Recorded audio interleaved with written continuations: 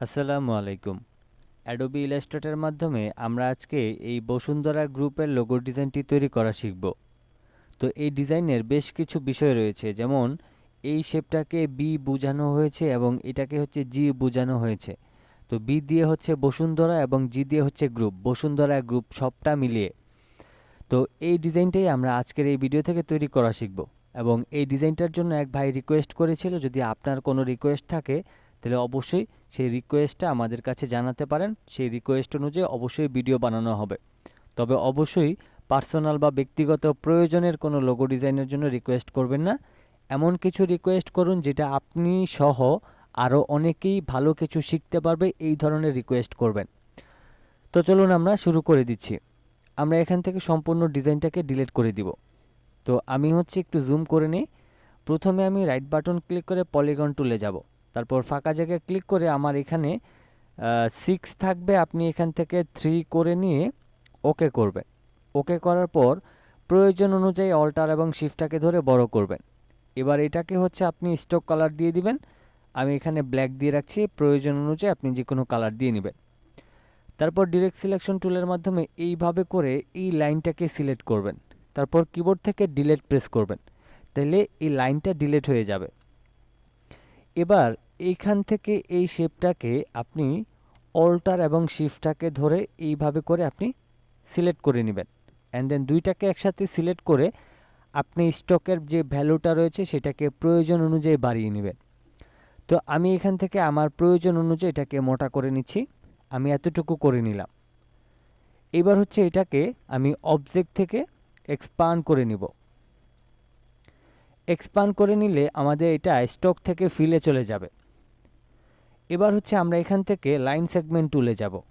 আমরা মাউসের লেফট বাটনটা ক্লিক করে এখান থেকে এই পর্যন্ত ছেড়ে দিব। তারপর সিলেকশন টুলে যাব।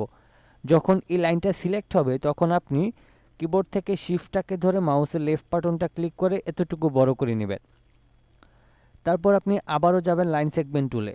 তারপর এখান থেকে আপনি এই কর্নারে সিলেক্ট করবেন। একইভাবে আবারও সিলেকশন টুলে যাবেন, কিবোর্ড থেকে শিফটটাকে ধরে মাউসের লেফট বাটনটা এইভাবে করে ক্লিক করে নেবেন। এখন এই যে দুইটা লাইন নিয়েছি, এই অংশটাকে ফিল আপ করার জন্যই মূলত এই লাইন দুইটা নিয়েছি। এবং আমি যদি লাইন সেগমেন্ট টুল এখান থেকে সরাসরি টেনে এই পর্যন্ত নিয়ে আসতাম, এইখানে হালকা ছোট বড় হয়তোবা সামান্য পরিমাণ কিছু গ্যাপ হয়তোবা রয়ে যেত, যেটা মিলতো না। এই জন্যই আমরা এখান থেকে এই পর্যন্ত নিয়েছি, যাতে 100% মিলে।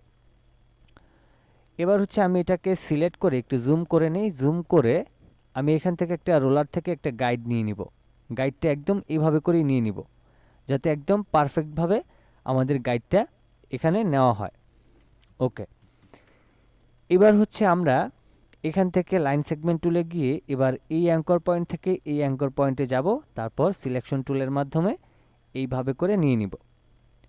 আমি এতক্ষণ যেভাবে করে দেখিয়ে দিলাম, আপনারা এইভাবে করে আমি যেখানে যেখানে নিচ্ছি সেখানে সেখানে অবশ্যই নিয়ে নেবেন।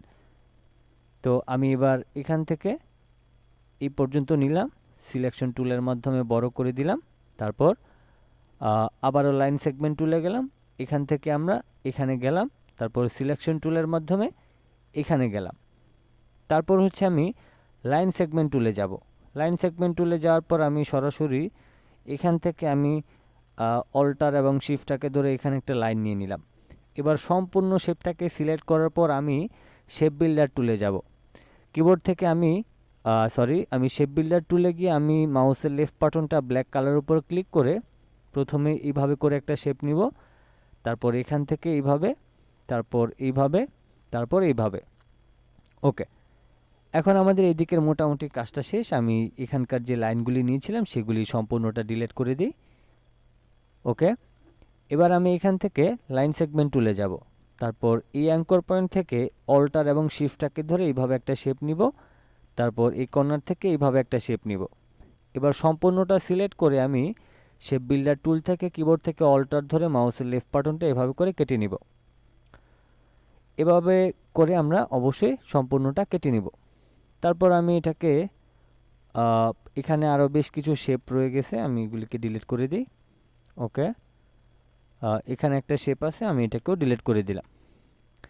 এবার হচ্ছে আমি এটাকে প্রয়োজন অনুযায়ী একটু ছোট করে নিয়ে আমি এটাকে এইভাবে করে ঘুরায় নিব। ঘুরায় নেওয়ার পর এখন একটা জিনিস খেয়াল করেন, এই শেপটা কিন্তু আমাদের অনেকটা চিকন হয়েছে, আমাদের কিন্তু এটা আরেকটু মোটা লাগবে। তো সেজন্য আমরা প্রথমে এই ব্ল্যাকটাকে সিলেক্ট করে আমরা এখান থেকে রাইট বাটন ক্লিক করে ডিলেট অ্যাঙ্কর পয়েন্টে যাব। অ্যাঙ্কর পয়েন্টে গিয়ে এই যে এইখানে একটা অ্যাঙ্কর পয়েন্ট রয়েছে, এটাকে ডিলিট করব। তারপর এখানে একটা অ্যাঙ্কর পয়েন্ট, এটাকে ডিলিট করব, এটাকে ডিলিট করব, তারপর এটাকে ডিলিট করে দিব। তারপর আমরা যাব ডিরেক্ট সিলেকশন টুলে। ডিরেক্ট সিলেকশন টুলে যাওয়ার পর প্রথমে এই কর্নারটা সিলেক্ট করব, তারপর এটা, তারপর এটা, তারপর এটা, তারপর এটা। এবার আমাদের যে লেফট অ্যারো কি রয়েছে সেটাকে চেপে আমি এই লেখাটাকে বা এই বিটাকে একটু মোটা করে নিব। এবার এটাকে আমি সিলেক্ট করে রেড কালার করে দিব। ওকে, এরপর হচ্ছে আমি এখান থেকে আবারও পলিগন টুলে যাব এবং ফাঁকা জায়গায় ক্লিক করে এখানে 3 করে নিয়ে ওকে করে দিব। তারপর অল্টার ধরে এখানে একটা কপি করে আমি এটাকে রোটেট করে নিলাম। এবার দুইটাকে একসাথে সিলেক্ট করে আমি এখান থেকে অ্যালাইন সেন্টারটা করে নিলাম। তারপর এটাকে আমি সরাসরি শিফটটাকে ধরে এখানে নিয়ে বসাই দেব এবং দুইটাকে একসাথে সিলেক্ট করে শেপ বিল্ডার টুলে গিয়ে দুইটাকে এইভাবে করে অ্যাডজাস্ট করে নেব। তারপর এটাকে আমি এখান থেকে এটাকে ঘুরায় নেব। ঘুরায় নেওয়ার পর আমি এটাকে ব্ল্যাক কালার করে দিচ্ছি। তারপর আমি এটাকে সিলেক্ট করার পর আমি এখান থেকে এই কর্নারে এটাকে মিলাই নেব। তারপর শিফটটাকে ধরে মাউসের লেফট বাটনটা ক্লিক করে এটাকে অবশ্যই এই কর্নারের সাথে এই কর্নার মিলাই নেব। এজন্য আমাদের যতটুকু বড় করা প্রয়োজন ততটুকু বড় করে মিলানোর পর আমরা ছেড়ে দেব। তারপর এটাকে সিলেক্ট করার পর আমি এখানটায় নিয়ে আসতেছি। আমি আপাতত এতটুকু গ্যাপ রাখছি। এবার এটাকে হচ্ছে আমি এখান থেকে এই কালারটা দিয়ে দিলাম। এখন এইখানটায় হচ্ছে আমাদের জি একটা শেপ তৈরি করতে হবে। এটার জন্য প্রথমে আমি রোলার থেকে আমি একটা গাইড নিয়ে নিলাম। গাইড নিয়ে নেওয়ার পর এবার আমি এখান থেকে রেক্ট্যাঙ্গেল টুলে গিয়ে এই কর্নার থেকে এইভাবে করে আমি একটা শেপ নিয়ে নিলাম, এতটুকু নিয়ে নিলাম। তারপর এটাতে আমি ব্ল্যাক কালার দিয়ে দিলাম। এবার হচ্ছে আমি রেক্ট্যাঙ্গেল টুলে গিয়ে আমি ধরেন এখান থেকে এইভাবে করে একটা শেপ নিয়ে তারপর এখানটায় কিছুটা বড় করে দিয়ে এখানটা একটু বাড়ায় নেব। তারপর ডিরেক্ট সিলেকশন টুলের মাধ্যমে এই কর্নারটাকে এটাকে একটু এই দিকটাতে চাপাই দিব। তো এদিকটা চাপায় দেওয়ার পর আমি এটাকে আরেকটু বড় করে নিই। এই অংশটা মেবি আরেকটু হালকা বড় করতে হবে। ওকে, এবার আমি এটাকে এবং এটাকে সিলেক্ট করে আমি মিডল অ্যালাইনটা করে নিব। ওকে, এবার সম্পূর্ণটাকে সিলেক্ট করে আমি যাব শেপ বিল্ডার টুলে। কিবোর্ড থেকে অল্টার ধরে মাউসের লেফট বাটনটা ক্লিক করে কেটে নিলাম। অ্যান্ড দেন মাঝখানে আমাদের জি এর যে শেপটা তৈরি করার কথা ছিল সেটা সহজে তৈরি করে ফেললাম। ওকে, এবার আমি হচ্ছে এই লোগোটাকে একটু মাঝখানে রাখি। অ্যান্ড দেন টাইপ টুলে গিয়ে আমি এখানে ক্লিক করব। আমার এখানে ফন্টটা ব্যবহার করা 17 এমজি বোল্ড। আপনি আপনার মতো করে ফন্টটা সিলেক্ট করে তারপর আপনি এখান থেকে বসুন্ধরা লেখাটা লিখে নেবেন।